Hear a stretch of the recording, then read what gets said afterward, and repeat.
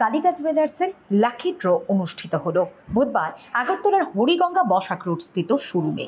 উল্লেখ্য, অক্ষয় তৃতীয়া উপলক্ষে 1 মে থেকে 11 মে পর্যন্ত ছিল কালিকা জুয়েলার্সের বিশেষ ছাড়।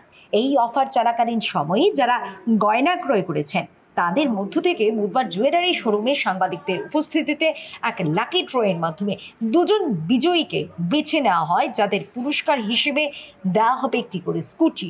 বিজয়ী 2 জনের কুপন নম্বর হলো B5939 এবং D5738। আগামী কিছুদিনের মধ্যে বিজয়ীদের হাতে পুরস্কার তুলে দেওয়া হবে বলে জানিয়েছেন জুয়েলারির অন্যতম সদস্য মৃন্ময় চৌধুরী।